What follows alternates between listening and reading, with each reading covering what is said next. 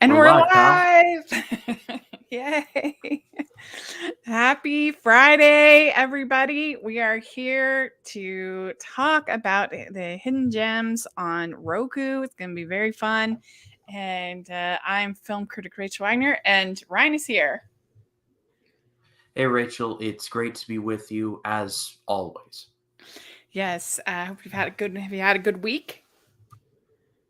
It's been a weird week for a lot of reasons. I guess we can call it Hurricane Nicole hit my area. Oh It's nowhere yeah, near as bad as Ian.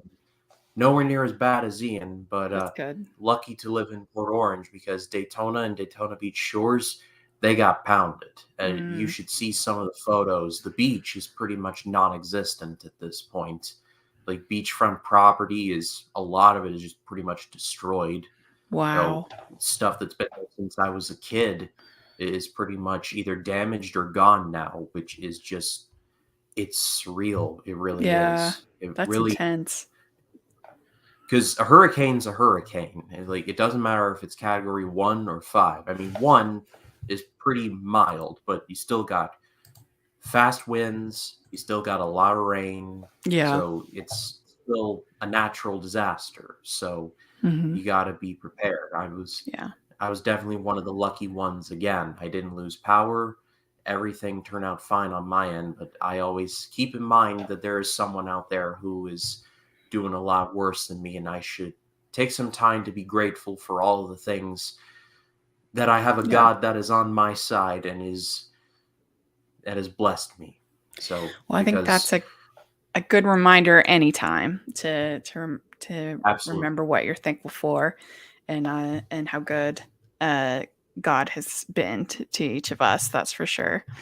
Well, I'm glad everything's. Hope you remain safe and that everything's okay. Yeah, I've been kind of out of the loop. I've been in my like Christmas movie slash movie watching bubble, awards movie watching bubble, and so if it's not if I didn't see it on Twitter a lot of times, I am not as informed as I should be. Plus, everything with the election kind of overshadowed everything else, and so yeah, I didn't realize that it was so bad. So it's a yeah. good How reminder. did how has the slate been? Has it been above average, below average, about in the middle, or is it too soon to tell? Yeah. Well, and I want to say we have the chat room open. So if anybody's watching live, if you have questions you want or comments, please put them in the chat room.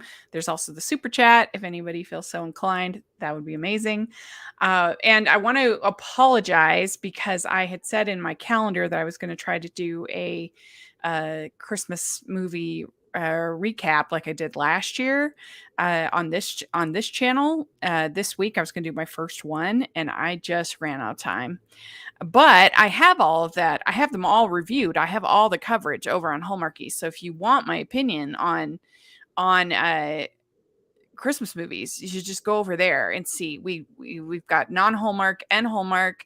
And this next week we're going to have reviews of the new Discovery Plus movie, holiday movies. We're gonna have reviews of two of the Netflix coming up. So if you want holiday coverage, make sure you check out Hallmarkies podcast. I just didn't have time to do something for this channel, unfortunately. So sorry. Well, there's only 24 hours in a day, so Yeah. don't feel too bad about it.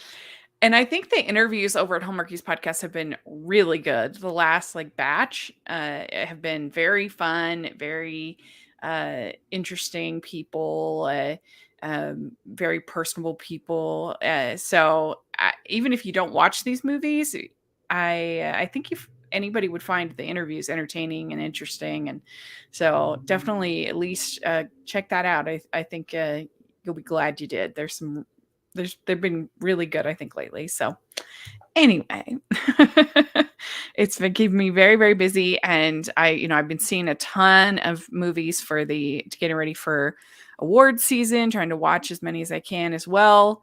Been a lot of screenings lately. Went to one this morning, in fact. I saw The Menu, and that's a pretty good horror thriller however you want to call it. It definitely makes you squirm. I was And going to so say, how was it, or can you not say anything? no, I think it's I don't think it's under embargo. Well, if it is, nobody's gonna watch this. Um, I really enjoyed it. I mean, it's not really my type of movie. I was going out of my comfort zone because it definitely makes you squirm, and there's some pretty gross parts and pretty tense parts. But it was very well done, and I had a good time with it. So I think, especially if you are like a horror thriller fan, you'll love it, and you should give it a shot. So yeah. Yeah, it's coming to my theater this weekend, which I was not anticipating. I was thinking, oh, it's going to be artsy and it's probably going to Uh-huh. avoid me, but it's got distribution through Searchlight. So, I Yeah. mean, that's, excuse me. So that's got to account for something. And sure Yeah. enough, it's that this week, and also She Said, which is again another one that I did not think would go as wide as it is, but I mean, I guess with an important movie like that. Yeah. I wasn't crazy about it, but there were a lot of things I admired about it. I saw it at New York Film Festival. It is actually very mainstream and conventional. It's not really very artsy at all, and so I actually can see why they were like, this could have broad appeal, and people could like it. So I think it makes sense if they're able to get the word out, to get that in as many theaters as they can, because I think a lot of people will enjoy it. So You think it's got Oscar potential? with the right campaign, it could, yeah. I mean, especially for the two lead actresses performances. I guess they're trying to sell Carrie Mulligan's as supporting. I think Jennifer L.A. is the star of is the standout though of that movie, in my opinion. I've loved. She's always great. Anything I've ever seen. She was in the Colin Firth Pride and Prejudice way back in 1995, and every time I've ever seen her in anything, and from what I've heard of her like Broadway work is also excellent. She's just always good, and she plays one of the victims who decides to come out and talk and stuff. And she's very good. She's the best part of the movie, in my opinion. So, but we decided it would be fun this week to talk about the Roku channel because, I thought that Roku was just like a DVR service. I didn't realize that they had like a whole channel with content. Mm. Yeah, surprised me too. And there was actually a lot of good stuff on there. I was Hmm. not prepared. Like I Yeah. was thinking I was going to have slim pickings, but I actually found five pretty easily and Hmm. good stuff that I have a good deal of respect for. So shout out to Roku. They're silent killers, and not to mention they nabbed the Weird Al movie. So clearly someone at Roku is moving and shaking. Yeah, it's kind of like Tubi in the sense that you watch it with ads, what you're watching. And then they also do have stuff that you can purchase. There's like specific channels you can purchase on the Roku. There's specific uh movies and things and shows and stuff like that you can purchase. And they do, when you sign up for the free account, they do make you put in your payment information, but they don't charge you anything. So yeah, and they have this new Weird Al documentary, not documentary. What am I saying? Weird Al Biopic. mockumentary, kind of a biopic. That's right. It's and I'll talk a little bit more about that. But we did get a comment from our friend Jeremiah. He says, not a horror thriller fan. That stuff makes me run to hide under a blanket, hide under my bed, and pray to the God I don't believe to protect me. Also, hi, friends. Always good to see you. It's good to see you. Hey, Jeremiah. Yeah, if you're not into, for this one, there are a lot of parts that are pretty squeamish, that are pretty like, oh. So if that's not your jam, then this is probably not uh, a gateway horror movie, I don't think. But No. yeah, anyway. And he says, I really want to see Zoe's Extraordinary Christmas on Roku. I love the show. Yeah, I heard really good things about that. I've never watched the show. It's just, I think I would like it because I love musicals. So I think I probably would really like it. It's just so hard to watch TV. I mean, with all the movies I have to watch, it's tough. But I did hear good things about that Christmas special. So, yeah. Anyway, so yeah, let's talk about the Weird Al story. And I'm going to be writing up my review. I'm like 5 movies behind in writing reviews. I have the Spirited movie with Will Ferrell and Ryan Reynolds to write. I have Wakanda Forever to write. I have the Weird Al movie, and then the Menu that I just saw. Anyway, there are lots, so it's going to be busy for me this weekend. But yeah, it's an interesting movie because if you are really tired of biopics, then I think you will enjoy this because it's really, the whole thing is just a complete satire and parody of biopics, which kind of makes sense because that's what Weird Al does, is he does parody. So it kind of makes sense. I can see why they did that. And then they were definitely trying to do something different. But I also I think he's an interesting guy, and I would have been interested to learn the actual story and learn about him. Because he says at the very beginning that he's like, the truth of this story. And I mean, most of it it's obvious most of it is not true, is ridiculous and making jokes. So I can see why people liked it. And especially if you are a huge Weird Al fan, then I think you would get a kick out of it. I think he's fine. I don't hate him, but I don't like love his brand of humor, I guess. So I don't know. I felt like the one concept that they had got kind of ran into the ground, and I would have rather just watched the Weird Al music videos and laughed more. I didn't laugh enough for the approach that they took. I just felt like it was the same joke over and over and over again. I think Daniel Radcliffe is pretty good. He tries really hard. It's definitely, I appreciate that he picks like daring, interesting choices post Potter. So I appreciate that. It's not like terrible. I just didn't laugh enough. I wish I had laughed more for what they were trying to do, because it's a total parody, total farce. It's not serious at all. But anyway, yeah, you haven't had a chance to see it, right?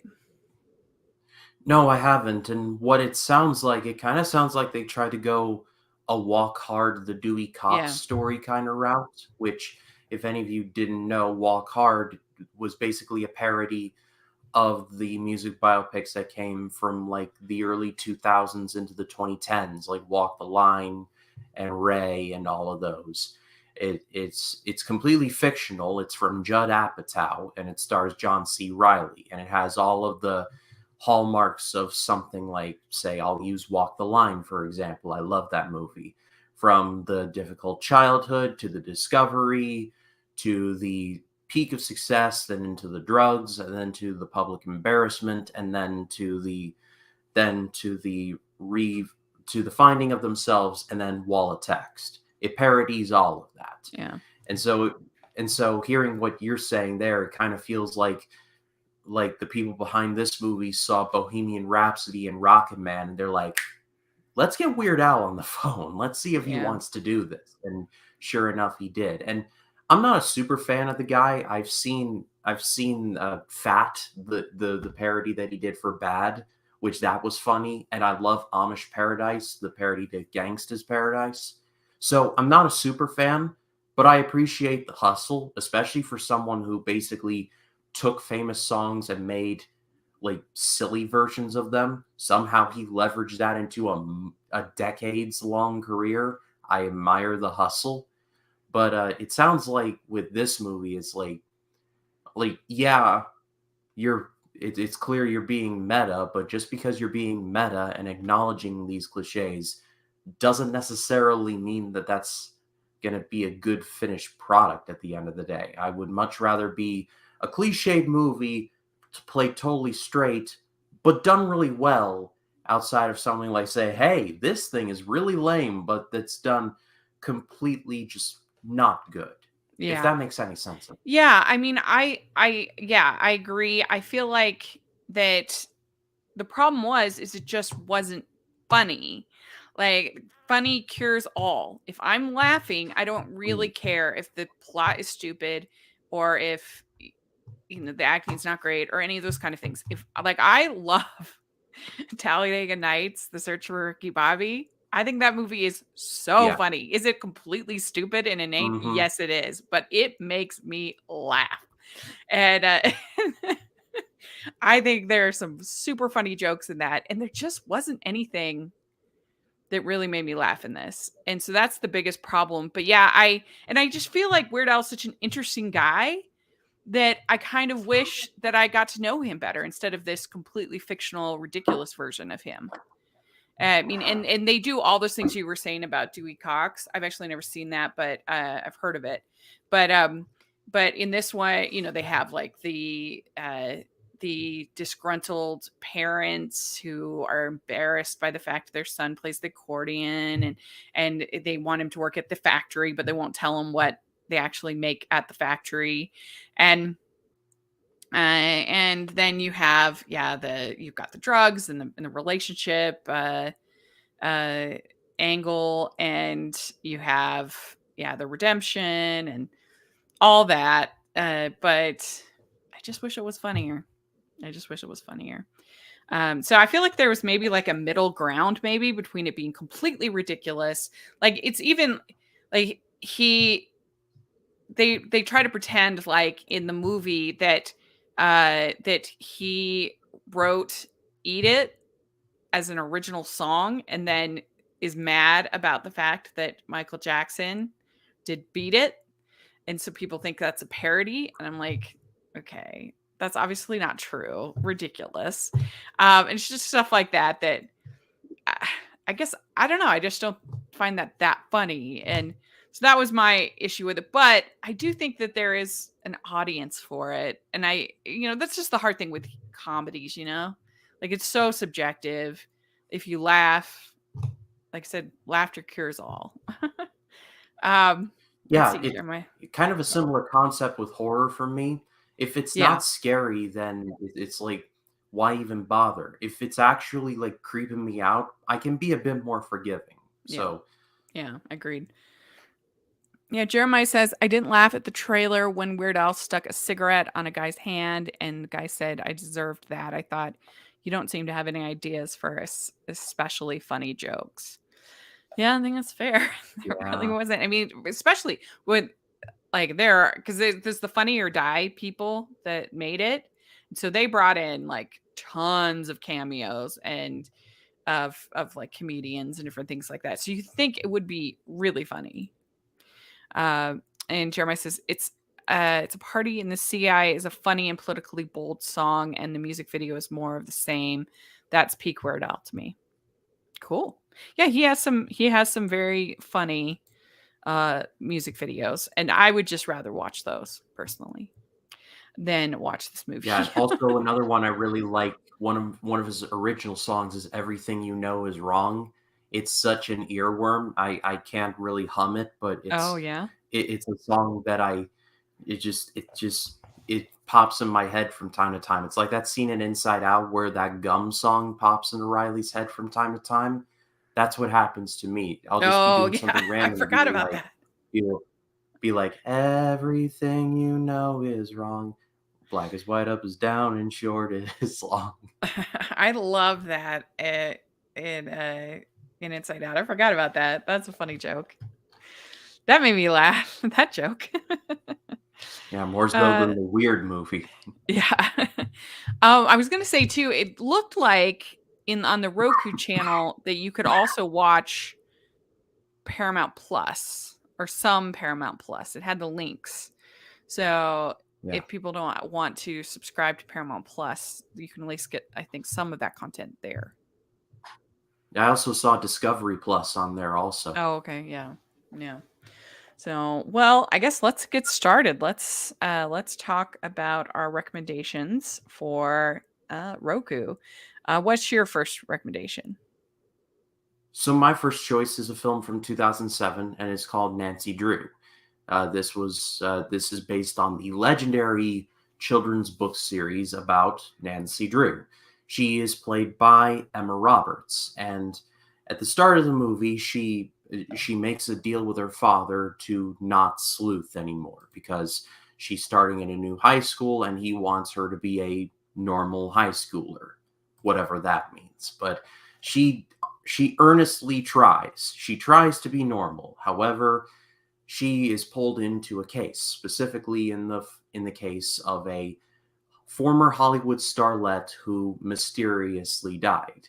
And she and her father are living in the mansion, and she falls right back into the habit again. And I'm not super into Nancy Drew. I just saw the movie randomly in the library a lot of years ago, and I was like, that looks like it could be fun.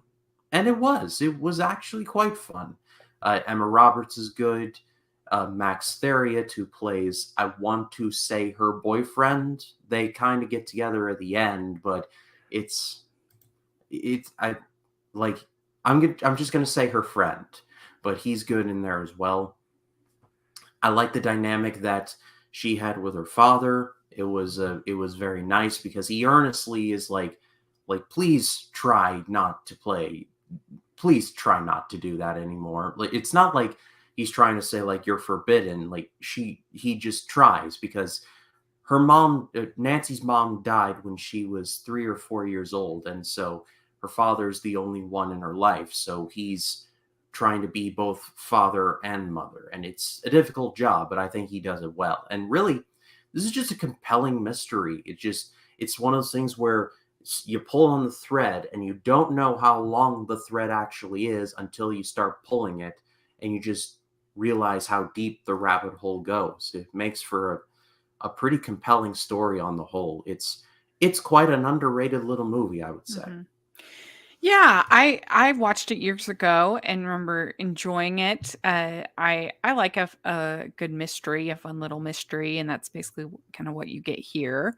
And I read some Nancy Drew growing up, but my sister was definitely more into them than into those books than I was. She had like the whole collection, and she would read them. Mm. And yeah, and I think that this is a pretty good translation of those books and the character and everything else. And so yeah, it's a fun little mystery for kids. So good choice. Well, my next choice is, I admit, maybe a bit of a stretch. It's pretty popular, but after recently not loving Wendell and Wild by the great Henry Selick, I just had to talk about Coraline because I love Coraline.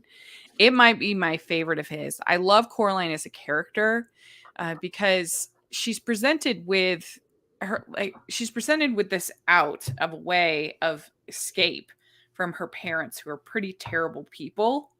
But she never sh- she manages to find a reason to believe in her parents and to not be sucked in. And I just think that that's like says a lot when you can love the unlovable. That's hard to do. And I mean, just the animation is so incredible. I love the visual style of the whole world and of Coraline as a character, and the button eyes are so creepy. Uh, I just think it's one of my favorite animated films. Those buttons that Yeah. I can't look at buttons the same way anymore without thinking of Coraline and just Yeah. seeing how blank an expression they just look on it. You're like, whoa. And it's a great way to introduce kids to horror themes and that without it being like too traumatizing. I don't think. which I Yeah, think is good. absolutely. And whoever chose to cast Keith David as a cat, I hope they got a raise because that was a Yes. very good choice. Yeah, he was really good. I love all the side characters. I love the two ladies. They're really Right. Yeah. fun. And Terry Hatcher's so good as her mom. She gives a Yeah, really good. Henry Selick is secretly really good at making side characters and memorable side characters Yeah. anyway. Yeah. Agreed. So we got a couple more comments from Jeremiah. She says, my only exposure to Nancy Drew was quite late in the series, and I think they'd gotten desperate. Nancy finds an alien ship that turns out to be a secret government ship. What in the History Channel is going on here? Maybe it's kind of like and, I know that horror fans say that whenever the horror franchise goes to space, that it's desperate Jason times. X. Yeah. I've heard that from my friends. And Jeremiah also says, "Me too. Coraline is brilliant. I just think she is such a great character. So easy to root for, and just again, it's hard to sometimes see the humanity in people that aren't treating you well, and the fact that she manages to see it, I think, says a lot about her character. So Yeah, and also shout out to Laika because they're secretly one of the best animated studios going today. They have yet to have a misstep, maybe except for Box Trolls. I thought the movie was good, but it could have been better. But hmm. they have yet to have one where I'm like, yeah, I don't like that. I have to say the one I was not a fan of. Actually, I really like Box Trolls, but I was not a fan of Missing Link. Fair enough. I didn't Fair love that enough. one, but I recognize the skill and the animation and everything at least. What is your next pick? So my next choice, and this is my stretch pick for the evening, because considering who hosts the show, it's a bit of a really, but I'm choosing to include it because I just have a lot of fun with the show. It's called Hell's Kitchen. It's hosted by Gordon Ramsay, and during I think it was in late 2019, but FilmRise chose to upload the entire Kitchen Nightmares and Hell's Kitchen catalog to respective YouTube channels. And so during lockdown, I pretty much binged most, if not all, of Hell's Kitchen. And I just fell in love with the show. And it was all on Roku, so I had to include it in there. Yeah. It's basically every season, Gordon Ramsay recruits 16 chefs split into two teams of eight. And the prize at the end of the rainbow is they get to be head chef at one of Gordon Ramsay's restaurants in Las Vegas or LA or somewhere else. And considering that it's Gordon Ramsay, he gets angry quite a bit. And I can understand why people would be turned off by this, but I just love it when he just calls someone a donkey or a donut or says something is raw. I can't get enough of it. I really can't. And it's a fun show, but it can also make you mad considering some of the jerks and some of just the general horrible people that they bring onto the show. Like I swear, every season they have to bring on at least one dude who makes some kind of sexist comment against the girls team. And I'm like, I hope you get eliminated early. And sure enough, he does. Like I think it was in season 4, there was this one guy, he didn't even last 3 episodes. His last dinner service, he was on desserts, and he's like, I don't make desserts. Women can make desserts. I'm like, I hope you get eliminated. And sure enough, he did because he was terrible. But it's such a fun show because you get to see these supposed alphas just like be at each other's throats, and they're supposed to be on a team, but secretly they're plotting to get rid of each other because the winner gets $250,000 salary to run one of Gordon Ramsay's restaurants, seemingly in Vegas or LA, somewhere like that. So I mean, it's a big prize. So it's a balance of be there for the team, but also be there for yourself, and it's quite fun. And it's like my reality TV show that I'm like, yeah, I watch that because I feel like everyone's got one, and that is my one. Yeah, I've never seen I've seen him on when he did Kitchen Nightmares, but not Mm. Hell's Kitchen. I've never seen that one, and I would which think is crazy I because think Kitchen I love food shows so much. So, but Yeah, I would I think tend Kitchen to, Nightmares is more well known considering it got a bit of a second life because thanks to the Amy's Baking Company episode, which if you have not seen that, anyone out there, do yourself a favor and look up Kitchen Nightmares Amy's Baking Company. You will thank me later. But Kitchen Nightmares I think is a more well-known show, especially because their YouTube channel is just so much fun. They've completely just leaned into the meme stuff, and it's so much fun. The titles of their videos being like, when the food is bussin', when the food is totally not bussin', when the food is definitely not bussin'. And it's so much fun to see what titles they come up with next. It's great. yeah. Do they always split it by men, women, the teams?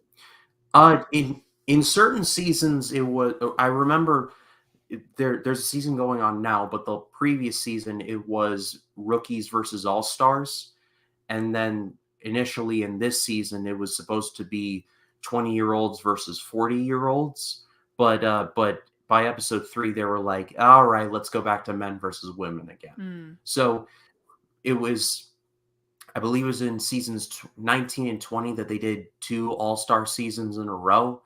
But for the most part, it has been men versus women, minus the first couple of seasons, which it was red and blue team, but it was co-ed.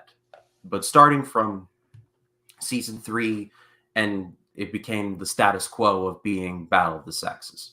Interesting. I didn't know that. We got a comment from Richard. He says, hard to say about Ramsey's shows. As usual, the producers juice the contestants for drama. Ramsey even Sure. admits he acts it up a bit. Of course. Of course. I mean, yeah. I mean, if you see him on MasterChef, it's pretty obvious that the Hell's Kitchen version of Gordon Ramsay is him at like 25. If you see him on MasterChef, he's actually a lot calmer. He does get angry, but not nearly as much. He's actually quite encouraging. And maybe it's because they're mostly home cooks, so maybe he's a little more lenient. But he mostly just hangs back and lets the bald gentleman, I can't remember his name, it's John something or other, let him dish out all of the snide comments. Yeah, we all have the Jeremiah says here. He says my reality show is Love is Blind. I say it with pride. Junk food is delicious, and we all eat it. Yeah, we all have Yeah. When it those was on the air, shows. my show was Total Divas. It was about all the WWE women's wrestlers, a select Oh few of yeah, them, and they would follow them on the road. I'm unashamed in admitting that I was so deep into my wrestling fandom that I would even watch that. yeah. It was probably not meant for me, but I thought it was interesting. I've kind of fallen off of it, but I must admit I watched Sister Wives for quite a while, and then it got kind of depressing. It was a disaster to watch, but like for a long time it was like a fun disaster, and then everything's fallen apart in the last couple of years. So yes, we all have those shows. But Jeremiah also did say it's sad Leica's films do so poorly monetarily. Leica deserves to have a hit. As it is, they may be out of the picture. They haven't announced a film in some time, to my knowledge. They do have two Yeah. films in develop. Well, three films, but one of them is a live action film. But they have two films in development with Travis Knight supposedly as the director, one called Wildwood and one called The Night Gardener. But we don't have really, I don't think that they've gone into production yet. They've just been kind of announced in pre-production. See if there's anything. Um, they announced Wildwood last just in August. With Carey Mulligan, Mahershala Ali, and more. It says here. It's based on a book, Colin Malloy's YA fantasy about a magical forest. It has, Carey Mulligan, Mahershala Ali, Jacob Tremblay, Aquafina, Angela Bassett.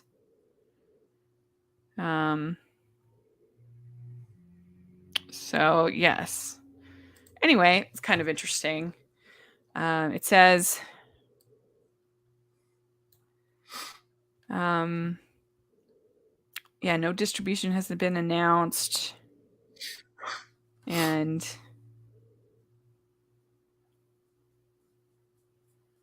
I guess they're going to be working with Jon Favreau on it, I guess.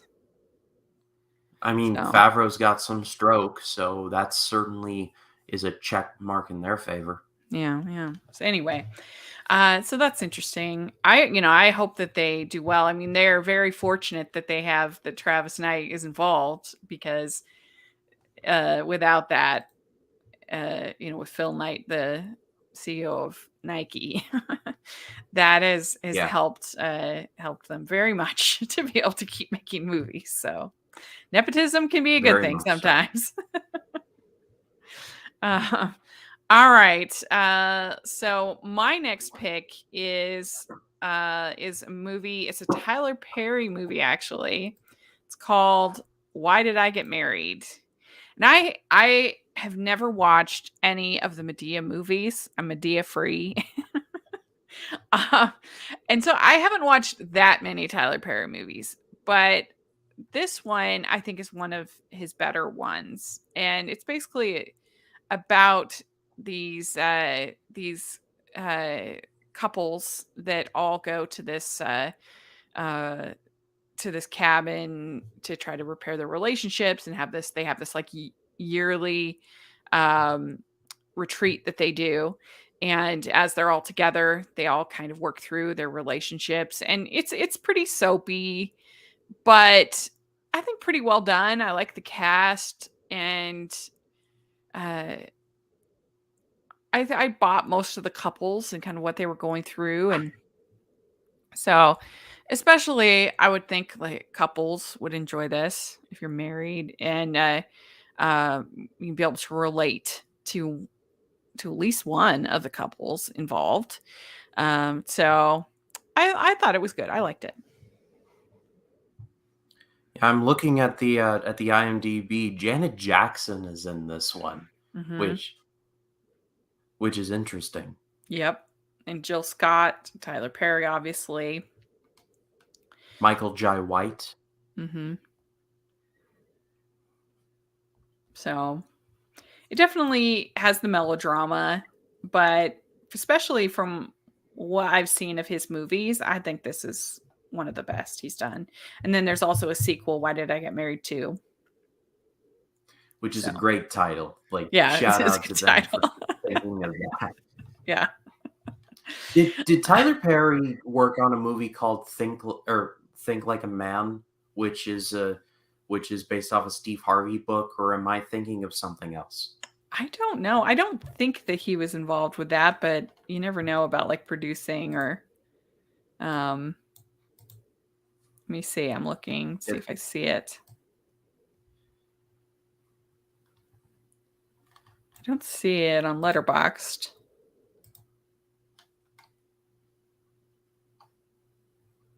No, I don't think he was involved with that one. But that does seem like the kind of so it seemed like something he would be involved in. So I understand that.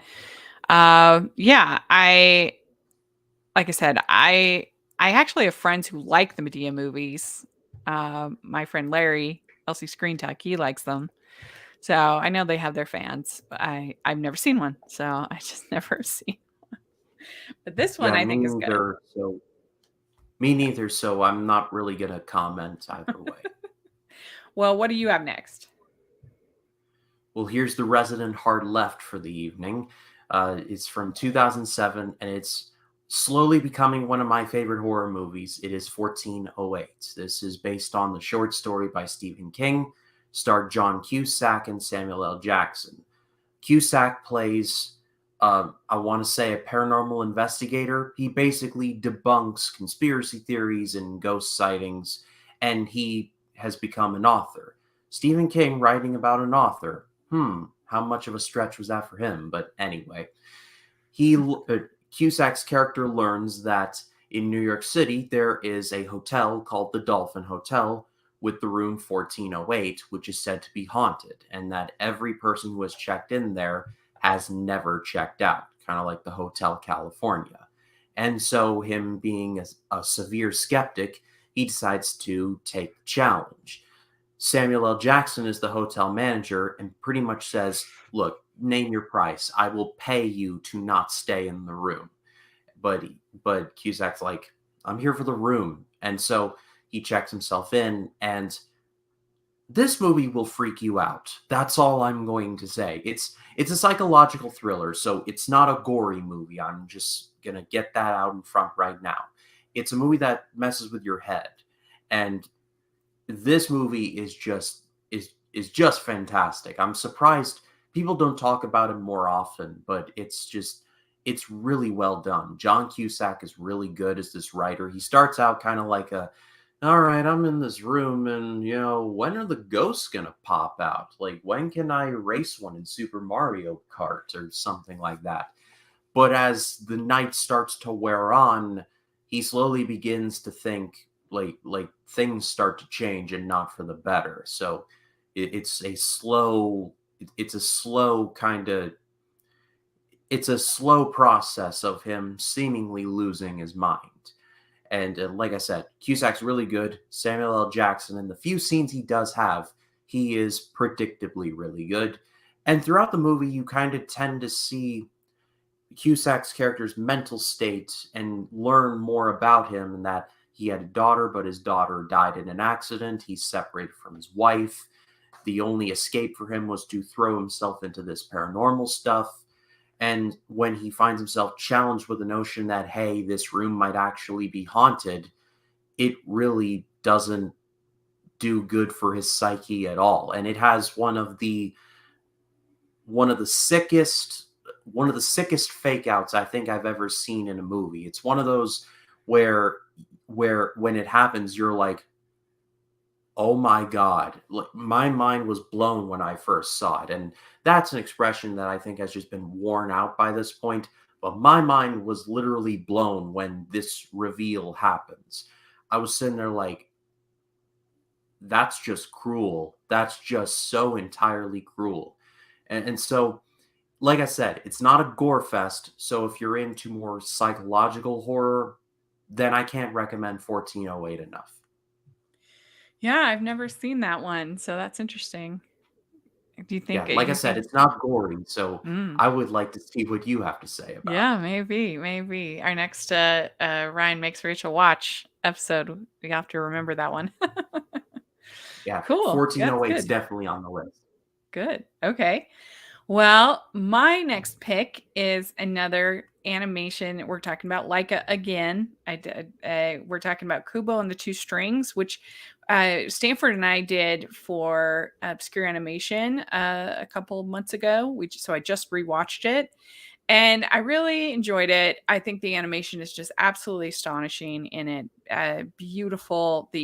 Especially the way they were able to do the that giant skeleton. Yeah, I mean, have that like 60-foot puppet is really incredible. And I love Kubo as a character. He's so endearing and so sweet, easy to root for. Some of the side characters aren't, I think, as effective, uh or don't work as well. And the kind of the ending I don't love, but I love Kubo. And every time the grandpa threatens to hurt his other eye, and you see Kubo and he's just like, don't hurt my eye. And I'm like, oh, don't hurt his eye. Now that So grandpa is a mean. piece of crap. Yeah. He's a piece of crap. Yeah. He really is.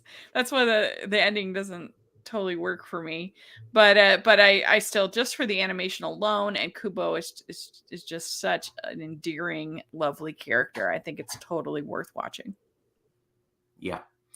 Yeah, I love this movie. Every piece of animation in this movie is just so gorgeous. It's just every scenery, every just model. It feels like a labor of love, and I Yeah. imagine it is. Yeah. Yeah. Well, what is your next recommendation?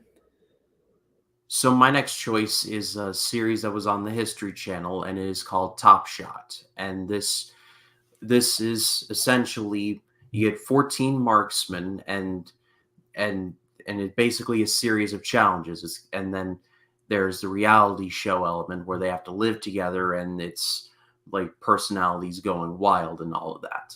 But what I love the most about the show is just learning about the weaponry and just the history behind it, because I feel like the History Channel leaned way more towards, like Vikings, and just way more away from their message, which, I mean, I can't entirely blame them for. I mean, they at least tried to tie it back into history. I mean, Vikings is based on is based on seemingly real events. So it is at least that. And in Top Shot, they at least were like trying to explain the history of certain firearms that were very important in the history of America, like the Winchester and things like that. So it was a competition, it was a game show, but you learned something. And maybe I was just at the right age when it premiered. It premiered in 2009. So I remember just watching every episode of this, just waiting for the next season to come. I was so excited for it. And so it's just one of those shows that it's sad that it's no longer around. But I mean, I guess for culture reasons, I guess you can't really greenlight a show like this anymore without several protests breaking out. But I'm glad that we got 4 seasons of it. Yeah. Yeah, I've never seen that one, but I've seen a bunch of, they had like Top Chef, and they had Top Designer, and they had a ton during that sort of era. Most of them were Yeah. pretty entertaining, I think. Let's see here. Yeah, so good pick. All right. Well, my next pick is going back to the world of Hallmark, but not a Christmas movie. It's a movie called Destination Wedding. And don't get confused, because there's this movie, which is good, and there's Destination Wedding with Keanu Reeves and Winona Ryder, which I hate. It was terrible. So don't watch that. Watch this. It's much better.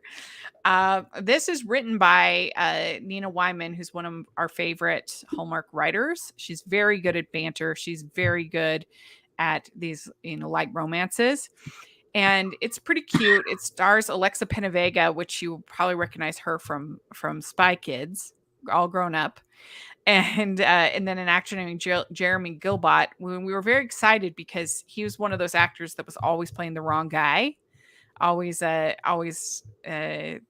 bad man of business, or the ex-boyfriend or whatever. But in this one, he got to play the lead, which was so fun, and he's great. And basically, the story is that Alexa's sister is getting married at Destination Wedding, and they all fly over there except for her sister is having problems with the fiance, and so while she's trying to work all of that out, then Alexa and Jeremy are basically planning the wedding and making all the choices at the hotel.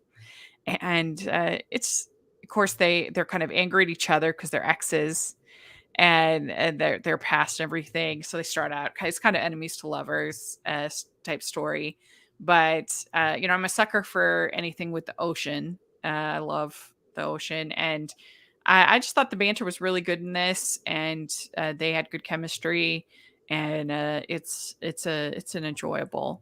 I don't always love the wedding movies, but since they're planning someone else's wedding in this, so it's fun. Did you say they were rival wedding planners?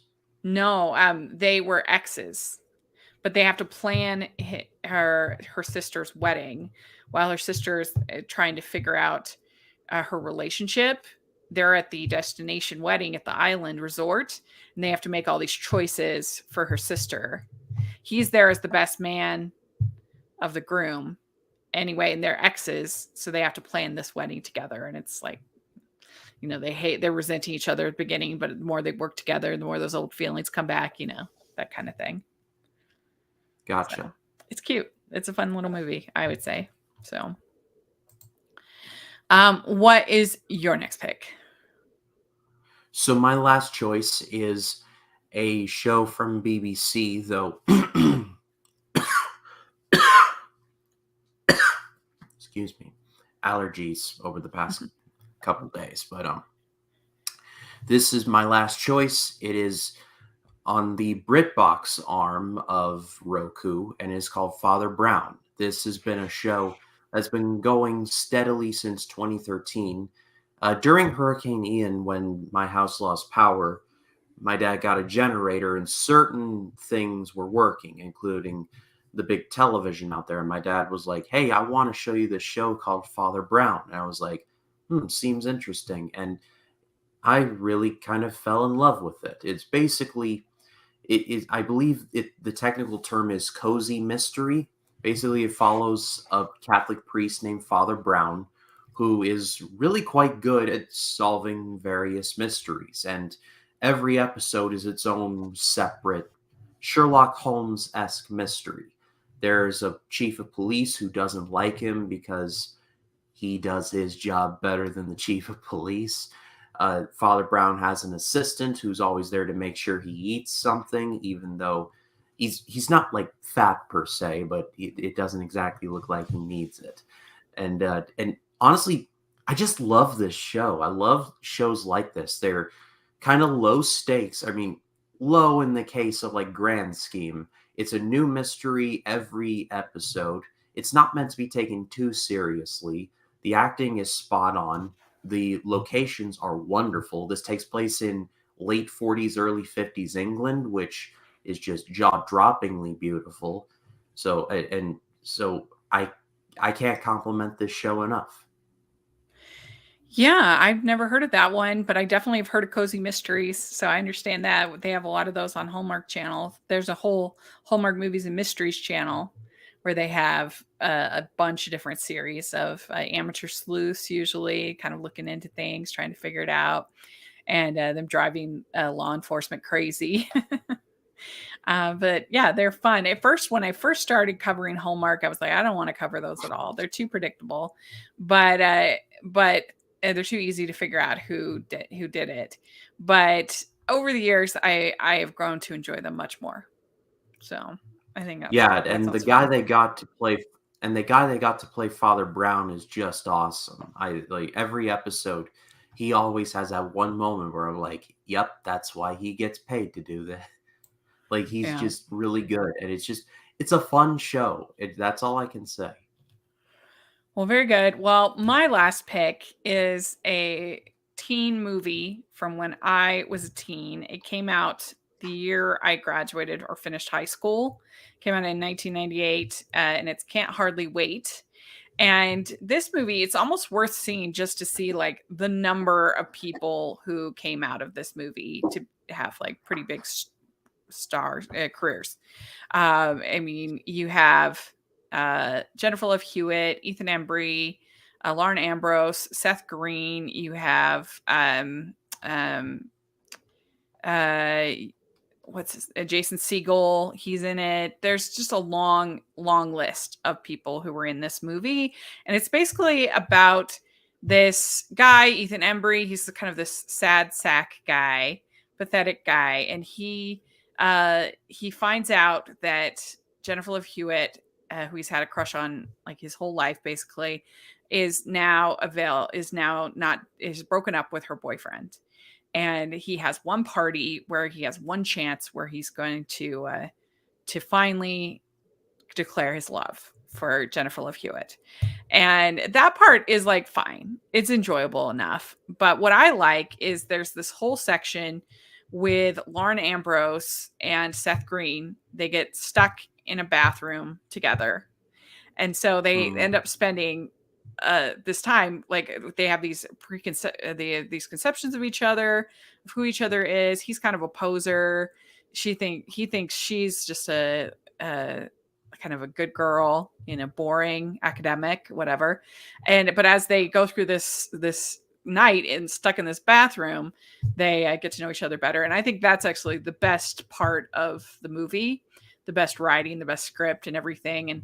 And if you're in the mood for this kind of teen movie, I think it's pretty good. I mean, they you never see, like, in real life, there's never these kind of parties that they have in these kind of movies.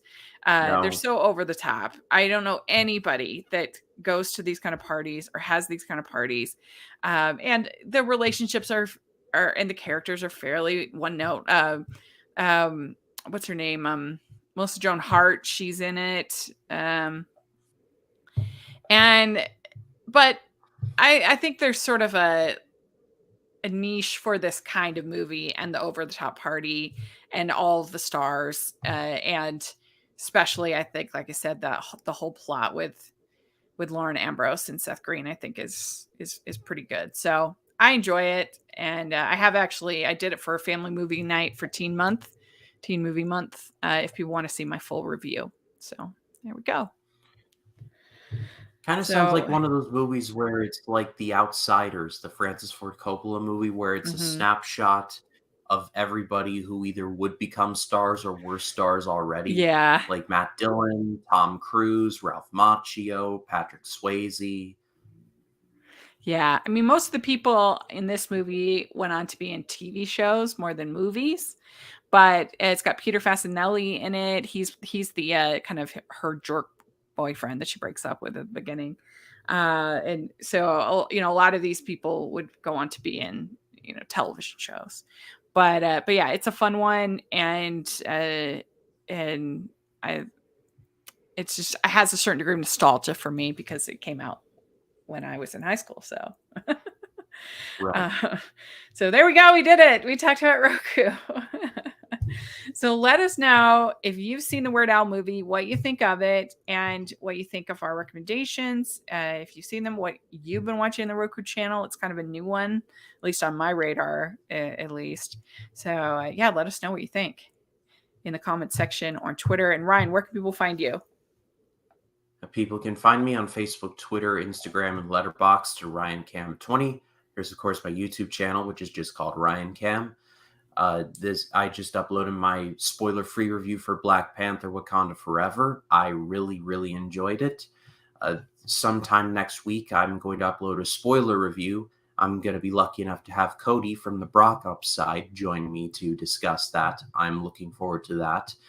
And then this coming Sunday, I already have it scheduled, is going to be my first reaction to Stanley Kubrick's Eyes Wide Shut. It's a very weird movie. That's all I'm going to say. Christmas movie. But I haven't seen it, but it's a Christmas movie. it is very much a Christmas movie. Yeah. In the words of Alonso Duralde, it's a Christmas movie for grown-ups. But it's definitely a very poetic ending to Stanley Kubrick because 6 days after he presented it to Warner Brothers executives, he sadly passed away. So this is his final film, but it's very much like the only way his filmography could come to an end is a movie like this. So definitely check me out if you have not. And then the next week, I'm going to spoil it now, is my video on the Iron Giant and how it is better than you remember. Well, I remember it super good. So that's a great movie. One of my favorites. So, yes, you can find me at Rachel's Reviews, all over social media, iTunes, YouTube, and on Rotten Tomatoes. So check that out. And please give the video a thumbs up if you've enjoyed it. I would really appreciate that. And make sure you're subscribed to the channel. And check out Hallmarkies podcast. I really am so proud of it. And I think it's just very entertaining. So take a look at that. I definitely appreciate it. And thanks so much, everybody. We'll talk to y'all later. Bye. Bye. Good night.